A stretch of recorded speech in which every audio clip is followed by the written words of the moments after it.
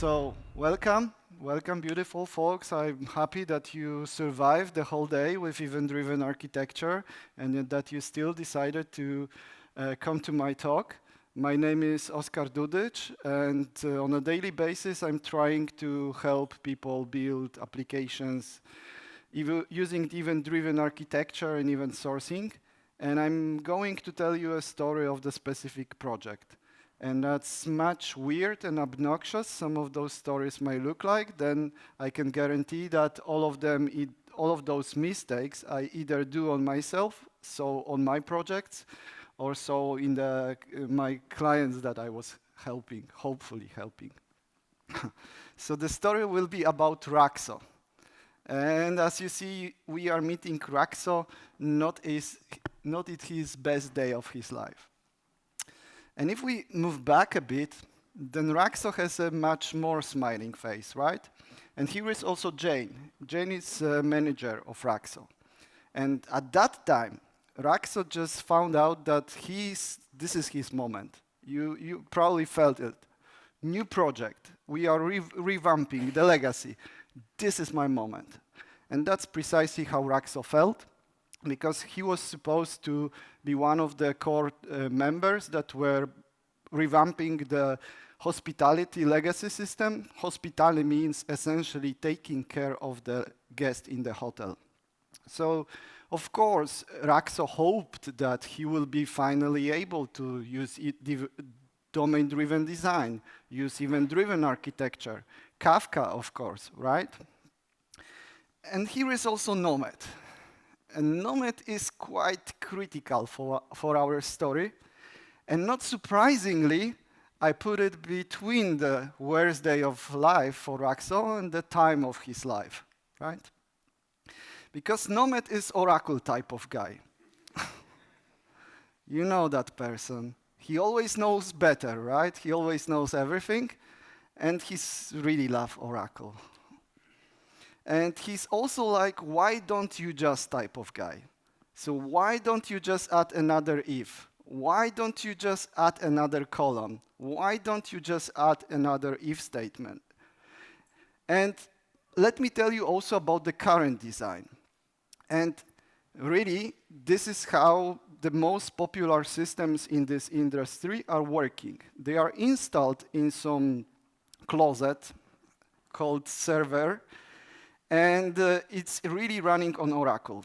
And so if you have any issues with IT system in your hotel, then probably they are running this system.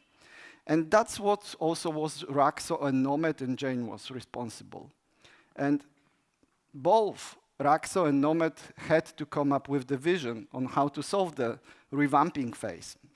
And Nomad's vision was that why don't we just lift and shift? Whoa, the words I have behind me, because when I was first time giving this talk, then instead of shift, I told, but that would probably even work better. Because what Nomad wanted was just to take what they had in their closets and put it into the virtual machines in EC2, etc. And of course, he agreed that maybe even though Oracle is the best thing since the bread was invented, then really PostgreSQL is cheap because it costs literally zero for the license. So that's what he accepted. And Rakso vision was a bit different. Rakso vision, he wanted to do modeling, of course. He wanted to introduce the event-driven architecture, Kafka, microservices, etc. And he, of course, wanted to be cloud native. He wanted to use Kubernetes, because Kubernetes is great, until it's not. But, well. So the compromise, they managed to come up with the compromise, and surprisingly, the compromise was the DDD. Unfortunately, not that DDD. It was the database-driven design. Also called deploy, deploy, deploy. Because Nomad said, like, dude, that's sweet, I understand your great principles, but well, we already have the whole knowledge. It is right here in the database. Why don't we just reuse it? And Nomad said, like, yeah, let's just do it. Maybe let's even introduce this Kafka. Let's add this component. Because Nomad found out that we can easily communicate those services, and we can split the financial module that was done by Rakso from reservation that was done by Nomad, and also use the change detection capture to automatically publish information from the database and send it through the wire to the other module. And change detection capture, if we are using Kafka, then essentially we put Kafka as a centerpiece, and we plug so-called Kafka connectors on one side that would just take the information from one database and push it through the wire. And it's based on so-called write-ahead log, because each database internally, also relational databases, they are write-ahead logs. And write-ahead logs works this way that each insert, update, delete statement goes first into this, well, append-only log, right? And when we commit those changes, then they are actually stored. So tables from the internal perspective or relational database are actually read model. But this is I like to talk about write-ahead logs. Sorry for that. So for our story, what does that actually meant is that Nomad read that, hey, we can just plug the Kafka into our database, and it will automatically publish events, right? Great idea. That's what Nomad did. He plugged Oracle, he plugged PostgreSQL, he did this famous Strangler fig, right? I even checked, you can plug Oracle into Kafka. But I heard that that works. I haven't seen that, but I heard people do it. So 2 sprints later, Nomad managed to deliver that. And he plugged it, everything was published. He saw messages on Kafka, events, of course. And then management love it, because management love it when we say, why don't you reuse it, right? Management love it. But Rakso was suspicious. Rakso is also this suspicious guy. So he thought like, yeah, maybe kinda that's too fast, but maybe Nomad is smart. So Rakso expected to get the real events, the business meaningful events, like reservation confirmed, reservation cancelled, room type change, guests added, guests removed, stay duration changed, additional services requested, and so on and so forth. And let's have a look what Rakso got. Instead of tentative reservation placed, reservation created, room type change, reservation updated. Reservation confirmed, reservation updated. And we can go on until we have one difference, because instead of reservation cancelled, he got reservation deleted. So actually what Rakso got is CRUD sourcing. And CRUD sourcing is not the best place to be. Then that's precisely what Rakso thought. And so he got back to Nomad and he said, well, those events doesn't work pretty well because they are not capturing any facts. They are telling what has changed instead of what has happened. But well, of course, Nomad said like, fine, you're right. But you have all the information, so just compare them, right? And Rakso is also that type of guy that he likes to run to management, to the rescue, right? And the answer he got that they're the same picture.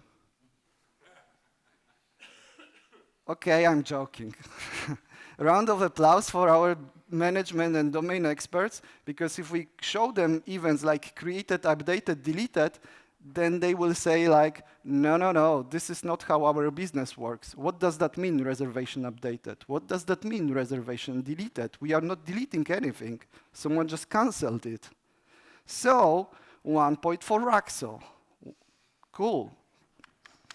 So, Rakso won this small battle, and because he also managed to explain that, well, if we are plugging our messaging system automatically to our tables, then the only thing that we can do from this write-ahead log is precisely information that some row was inserted, updated, or deleted. And what's more, we are not getting those information about the change as a regular change, but as you can imagine, if we are changing something in normalized database, then we are usually changing more than one table. And for each of this table, we will get a separate set of insert, update, delete. So inserted, updated, deleted events. And it can go on. So I'm sure that you had those cases where you had also like historical tables. Someone had been using that on production, those historical tables? Yeah? Was it fun? No. No one is laughing at the circus anymore that did that. So, what's the actual solution for that? And the actual solution is the so-called Outbox pattern. We don't need to make a full revolution, but once we are capturing those information and storing our state in database, then besides that, we can have a separate dedicated table that contain like a storage for messages. Of course, most of them will be events. They don't always have to be events, but the benefit of that is that we can still change our tables as we were doing, but besides that, store those meaningful business events. And we can even wrap that into the same transaction. And also, thanks to that, we are not getting issues with the delivery, because maybe our messaging system was offline. So here, we are storing both changes to the tables and about what has happened, not only what has changed. And then, with this Outbox, we can propagate it to Kafka, to any other messaging or streaming system. And after that, this will be delivered, and we will get those information about what has happened in our other module. So this is one of the example table structure. I think that there are like 100 different Outbox implementation, at least for C#. For other, probably even more. So don't do that at home. You can play with it and build it on your own, but use something that is mature. And surprisingly, even with Kafka and with the Debezium, we can also have this out-of-the-box Outbox solution. So we can plug that, and that's what Nomad did. And, well, this time it wasn't 2 sprints, but 1 sprint later, he delivered that. And again, Rakso was suspicious. Who wouldn't be? I would be. And the good part is that there was no anymore CRUD sourcing. But there was a bad part. And the bad part was that he got property sourcing. What's property sourcing? You should ask. I haven't heard that, but I will still tell you.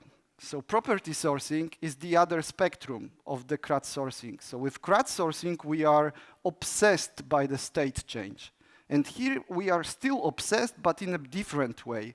Kinda we could say even more, because instead of created, updated, deleted, we have information like reservation status updated, guest email updated, phone number changed, guest name changed, etc. And even some of them can be a proper events, because reservation status is kinda business meaningful. The reservation type change can impact the price of the room and so on and so forth. But the rest, probably not so much. So Rakso tried to again go back to his favorite friend Nomad and explain why that won't work. And Nomad said yeah, man, I'm fully with you. I'm fully with you. That's what I told to business. But they told me that I need to capture each change on our UI. And that's precisely what they wanted. So what should I do? And this is the UI that you probably know, unfortunately, right? This Gojira. And unfortunately, our business is also quite often impacted by that type of UI. And that type of UI is a trap. because then we are kind of forcing ourselves to really capture any change. And what's the solution? Not surprisingly, go back to the drawing board.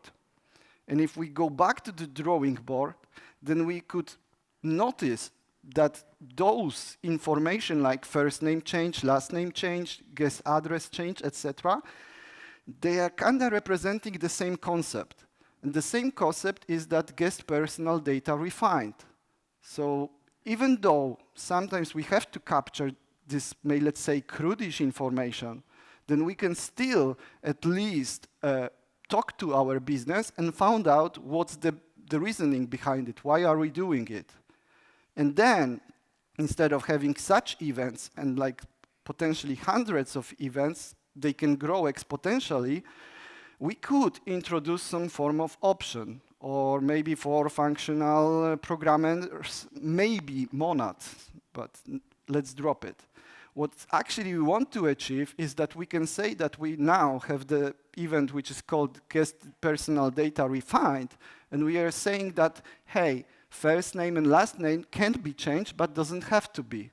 And then we can send this information like as one event, and this will be the same event. If we add more data, then we will just expand the payload, not the whole type. So the reality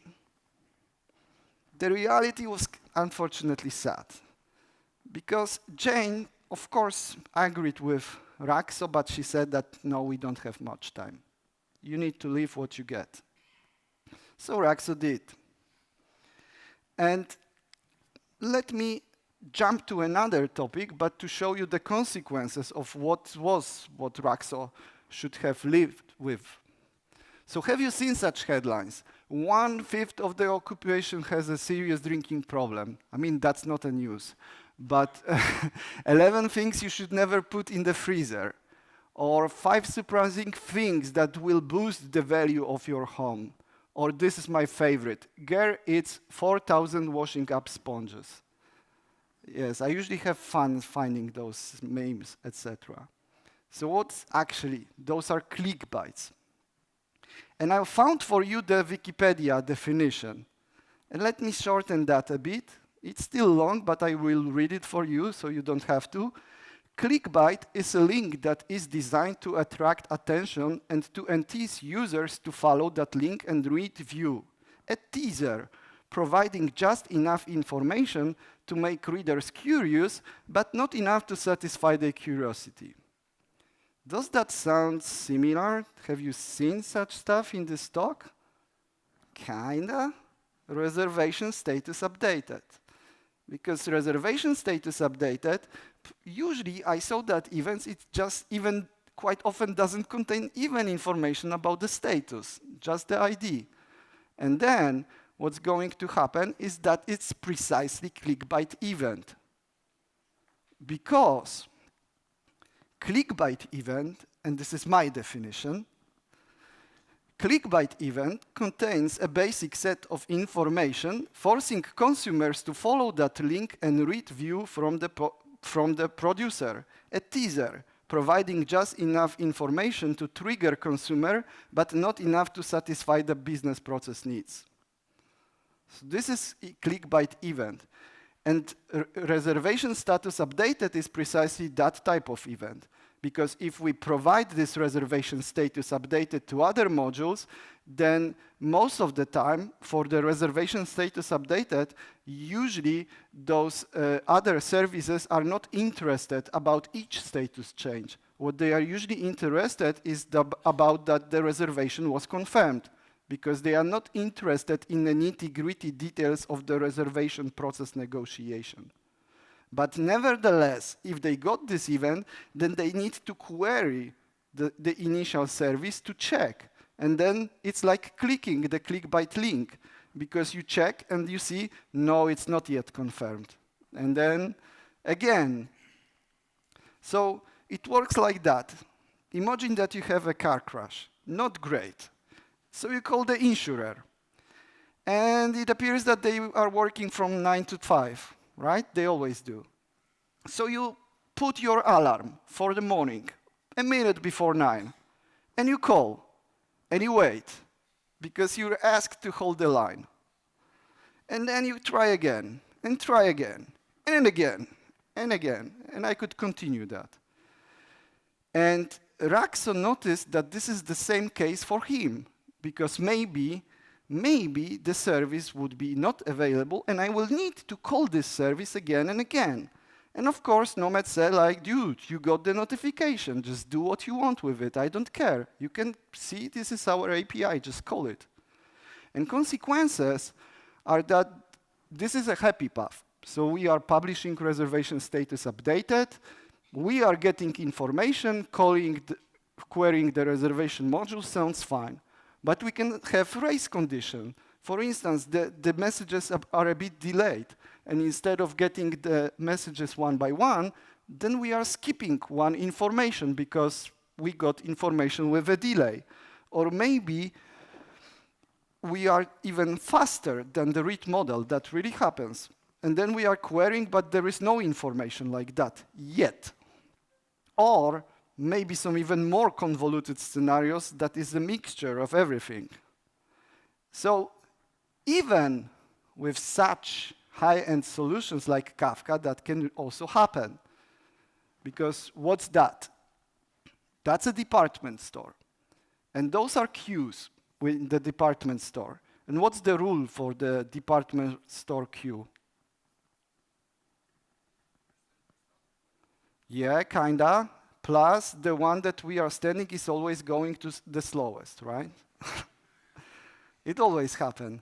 But with these queues, as you said, first in, first out. So we can guess that maybe this lady will be after this lady, but whether this guy will be faster or later than this woman, we don't know. Unless we are that guy, because then we know that we will be last. And that's precisely how it works with Kafka and also with other messaging systems. So we have the logical split, which is the topic, and topic is department store. And partition are like those queues in the department store. So there are physical splits. And the consequence of that is that if we publish the messages on the partition, then we know that they will happen in a specific order within partition, but not between partitions. And that's why, even if we split it like per topic per module or partition in a different way, then we still can have those race conditions and those ordering, mixing issues. So what are the other consequences for that? The other consequences for that is that we can get an exponential growth of call, because if our producer is not available and we need to query it, then we might be continuously querying it. Or even if it's accessible, but the frequency of changes is really often, then we can end up with kind of DDoSing our own system. Who did that in past? I did. I did that once right before the very important presentation for the very important potential customer with underlying potential. He wasn't anymore. So much fun. So we are actually releasing the Kraken.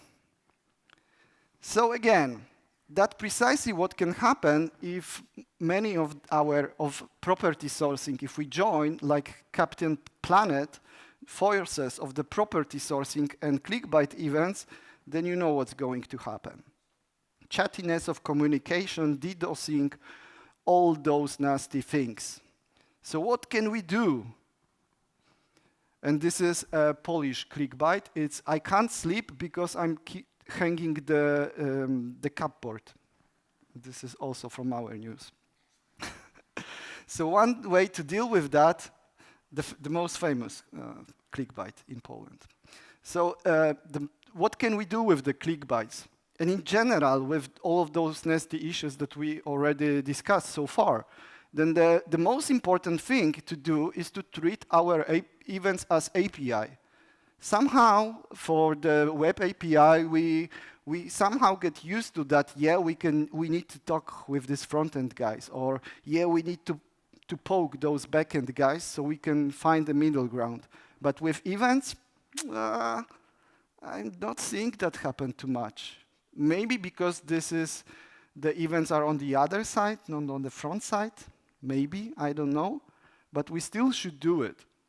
And we should consider the subscribers' needs, and we should have the same discussions as we're having, so between the front end and back end. Are our relationship between modules more like a API first? So we are, as producer, driving how our contract looks like, or maybe we are actually delivering something which is more like a backend for front end. So we should provide multiple channels for different needs. And we should understand messages semantics. And that sounds smart, semantics. Everything that starts with S and finish with S, it sounds smart. S like smart. So what are actually messages semantics? Well, do you know this guy? I'm not sure if you're on EventCentric, if you're allowed to go to DDD.EU. I heard that no one is checking that.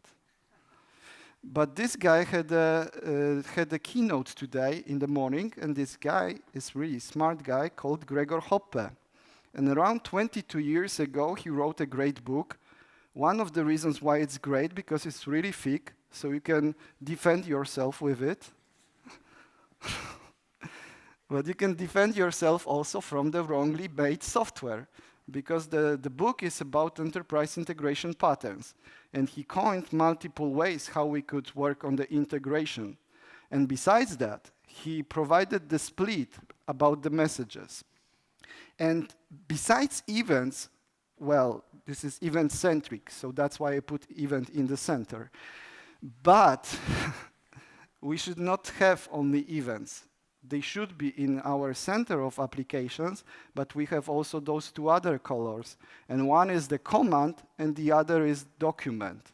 State, document. Gregor Hoppe coined it as document.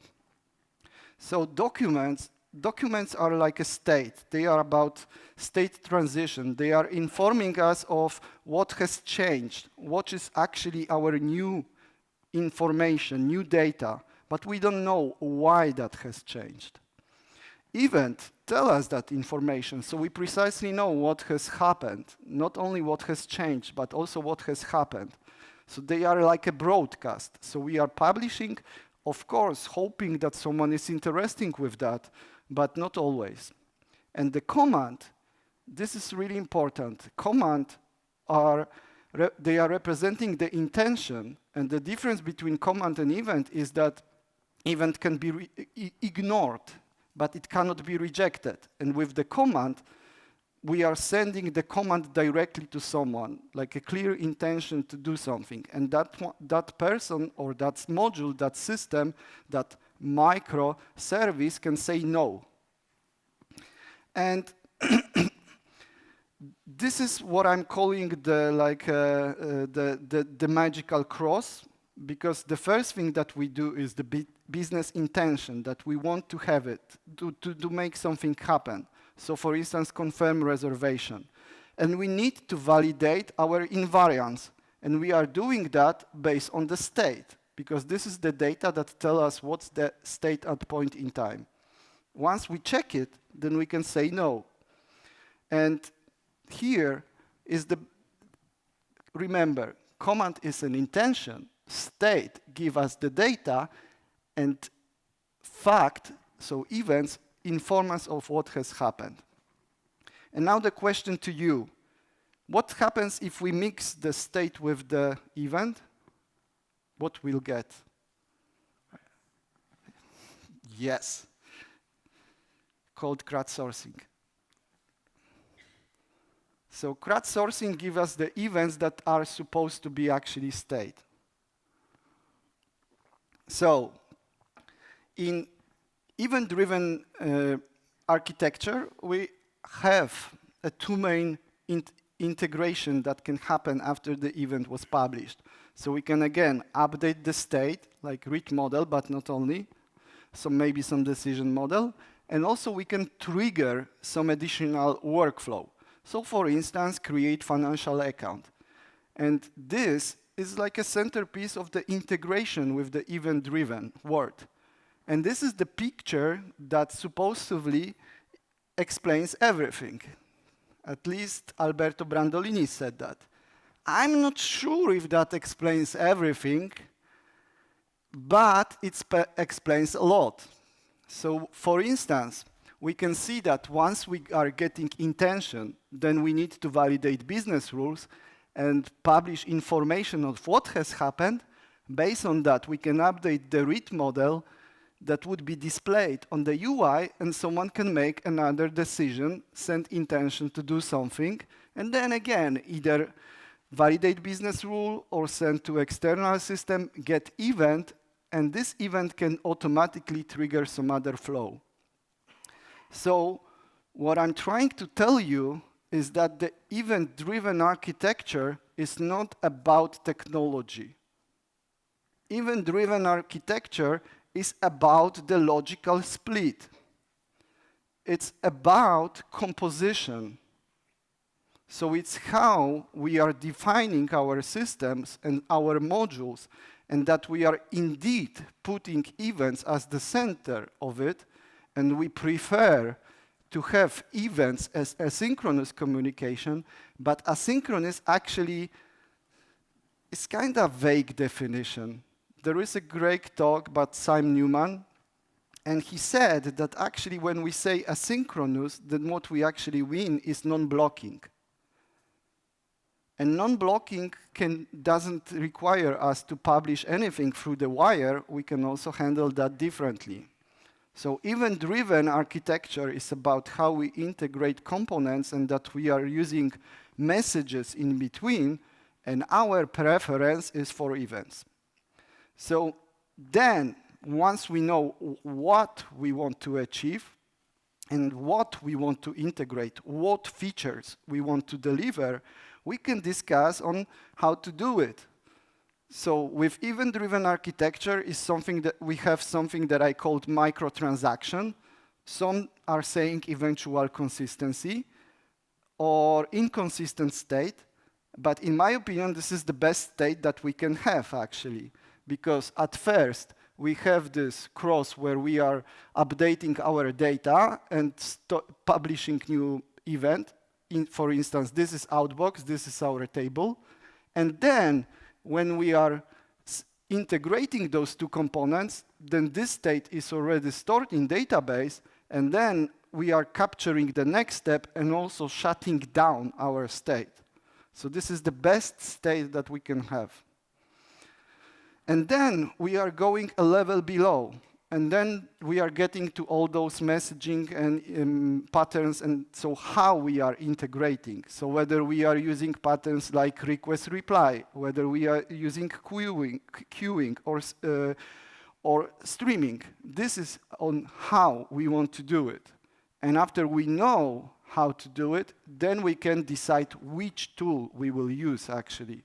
So which one fulfills the best, the patterns and the integration we want to have. Maybe this tool is a Kafka. Maybe it is RabbitMQ. Maybe SQS. That's something that should be after we want to know how and what. So Kafka is for event streaming, and event streaming is about putting data in motion. So about integrating multiple components. And important information, and this is my only slide about event sourcing this time, is that event sourcing is not the same as event streaming.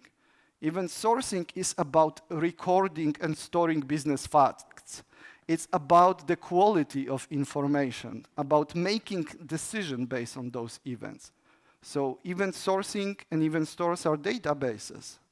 And they can play pretty well because we can have event store that is publishing messages to Kafka or other streaming solution, and they will work fine, but not if we mix those responsibilities.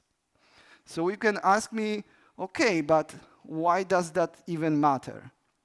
So let's get back to our fellows. Rakso got back to Nomad again, and he told him that this Clickbait event, you know, he told him almost precisely what I said to you, but just shorter. And he even managed to persuade after that Nomad to maybe change this event and to publish him the reservation confirmed. He even enriched some of the data. And that worked for some time, but it appeared that there was a time when it stopped working. So Rakso go back to Nomad, and he said like, yeah, see, it was working, that was great, thank you. But now our business is saying that there are some small nitty discrepancies which are ending with a big money loss. So I need to know more about this guest information and the length of the stay. And you don't need to read it. Nomad said essentially that, dude, you ask me for the granular events, I deliver them. I'm publishing everything to you. Why don't you just subscribe and you have those additional events that you should be subscribing? Why aren't you doing that? So Rakso said, yeah, okay, my bad, I should have known it, that they added new events. Okay, fine. And so he added them, and that again works for some time, until it stopped. And then he said again that, hey, we again are getting discrepancies. Could you check why we are getting it? So Nomad checked again, and he found the issue, right? And again, it appeared that there are new events that Rakso should know about. But he didn't. Maybe Nomad didn't tell him. Maybe Rakso didn't check. Who knows? So with the current design, there is a single topic for reservation. And Nomad didn't want to have much work to do, so he told just Rakso, just subscribe to my topic and you will have all the information there. And let's have a look what are the consequences of that. On the left side, on the right side, the other left side. So on the right side, you have the reservation events and changes to the reservation module. And on the left side, the proper left side, you have the financial module. And if they added this new event reservation initiated, then for reservation, it was just updating CRUD model. And for financial module, it was changing the old logic and adding the new logic. So each time the reservation was adding a new event, then actually immediately financial module had to also reflect that, right? So each time there was a change in one team, in one module, the other team had to catch up. So you know how the release trains works, yeah? This sound of choo-choo, where we are waiting for other teams to deliver something. So that was also the sound in this project. And the sad thing is that actually, if Rakso got this reservation confirmed event at the end, then he would be satisfied, because that's what he cared about. So it's said that event-driven architectures enables loosely coupling. Who said that? Who heard that? Sorry. And who believes that? Yeah, brave man, brave people, thank you for raising that. Because that's true, but only for consumers. Because consumers don't care. It's like, dude, now it's your job. Now it's your job. I did my best. So it's true that event-driven architecture enables loosely coupling, but for producers, not for consumers. So what to do with that? So again, if Nomad came to the Rakso, then Rakso didn't have to go immediately and check or add new events, but he could ask Nomad like, hey, before I agree, could you explain me what is your scenario? And so we need to ask the following questions if we hear such Nomad coming to us. How many other modules will have a similar need? How much data will we need to expose? Is this a personal identifiable information, etc., and so on and so forth? So we need to understand our consumer needs, in other words. And based on that, we can decide how do we want to shape our events and how do we want to shape the communication and integration. So maybe instead of exposing everything to the outside world, we could realize that actually we have two levels of our API and our events.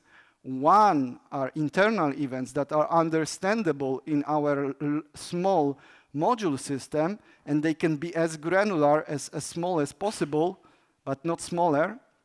And the other aspect is the external events. So we could call it internal, external, private, public, or DDD community calls that domain and integration.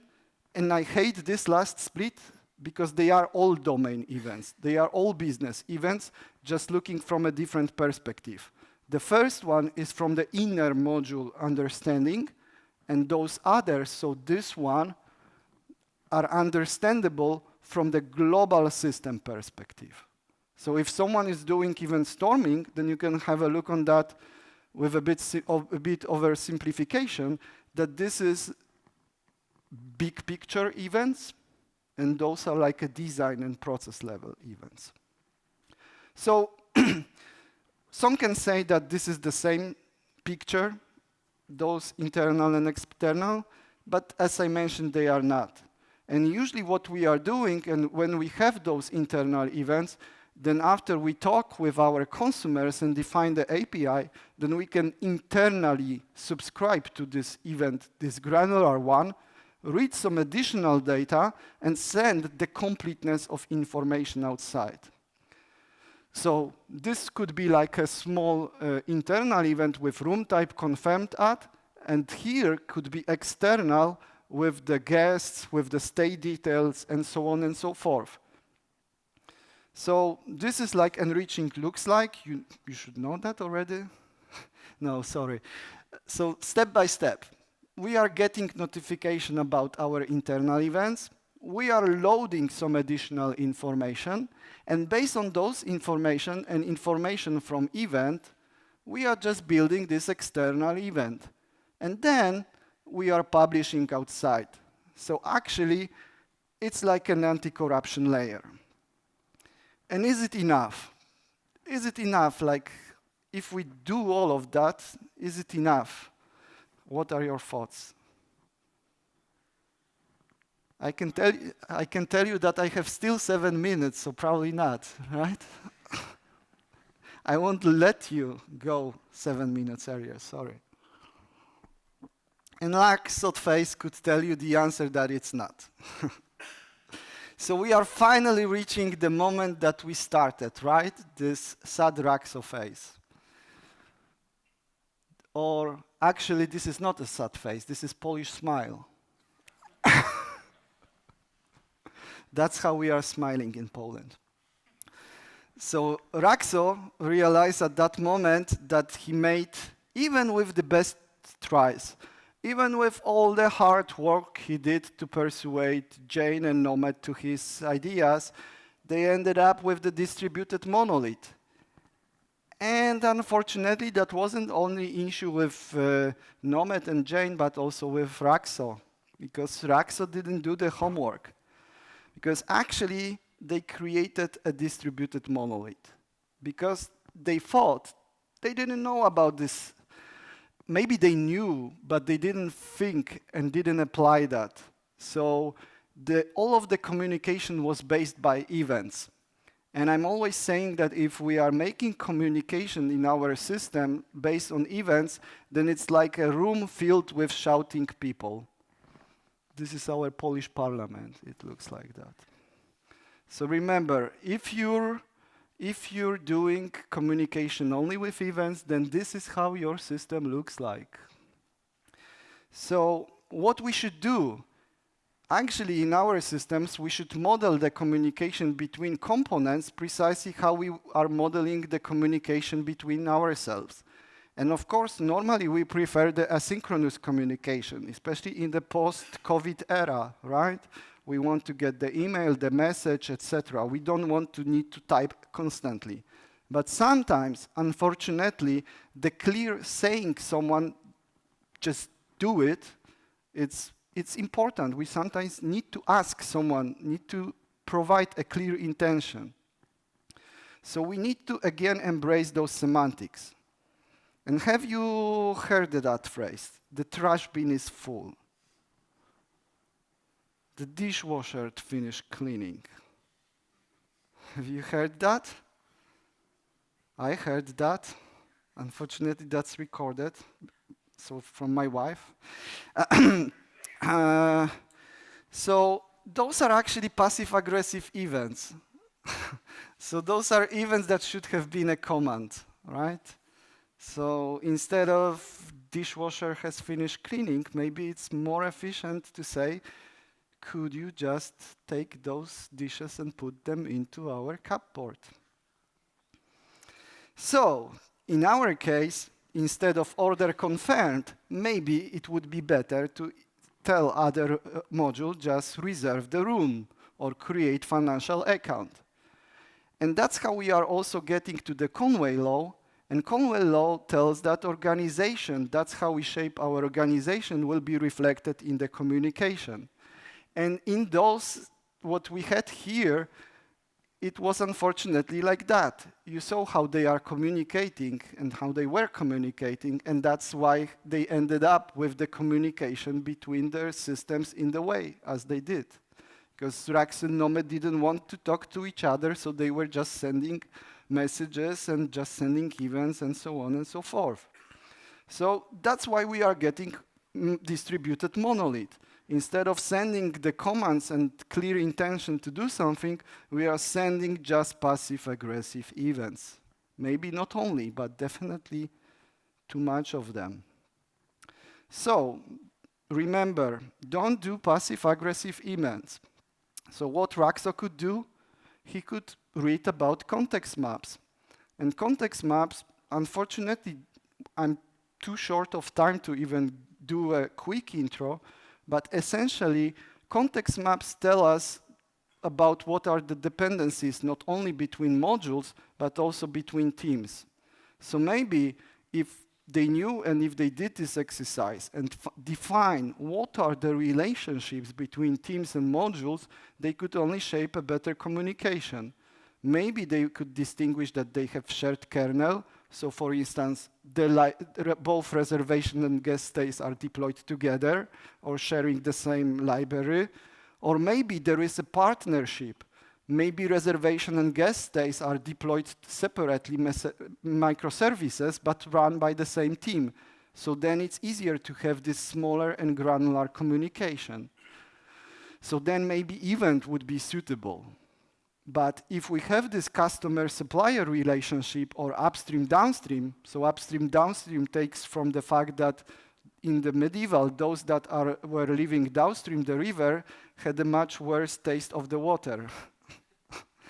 And again, that happens also in our systems. So maybe instead of sending those passive-aggressive events, if we know that one module just needs to adapt, maybe it would be effective to just tell them to do so, right? Maybe it's not that pleasant and not that fancy, like autonomous teams, but still maybe that's better. And same, maybe we could say explicitly, like housekeeping is not important. For whom cleaning is important? They just need to adapt, so they can listen to events. Just, I don't care about your existence, housekeeping. And then maybe they can say that they have some anti-corruption layer, so, well, we will need to take care and hide from that. And maybe like generic modules and so on and so forth. This is the guy, he's running somewhere here. He had today a workshop, Michael Plöd. You can talk with him. He's the best source for context mapping or DDD crew. So please check that. And let's sum up. If it didn't have to end up like that, of course, it wouldn't need, not all our projects fail. I read that 90% of projects only fails. So there are 10% that do job well. So if Nomad started with what, understanding what they need to do, what features, or maybe even why they want to do it, then they could start with the modeling and discussing with business and having together a clear understanding. Maybe he could understand better boundaries and dependencies and found on which hills he would like to die or those that he would prefer not to. And maybe he wouldn't end up with the data mess instead of data mesh. And then, if he understood this business context and the organization context, they could start to work with how. So they could find those integration patterns, message semantics, and so on and so forth. So define how they want to actually communicate. And context and this split between internal and public events could help us in that. And if we also understood that actually event-driven architecture is not about technical solution, but how we communicate and how we integrate. So then, at the very last time, they could select the tooling and the proper tooling that would suit the way they would like to communicate. So the message that I want to send you is that we should not be tech-arounding the issue, and definitely we should not be also Kafka-rounding the issue. And that's all from me. Thank you.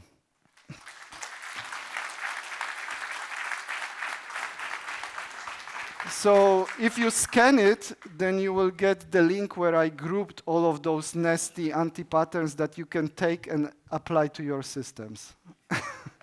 Thank you.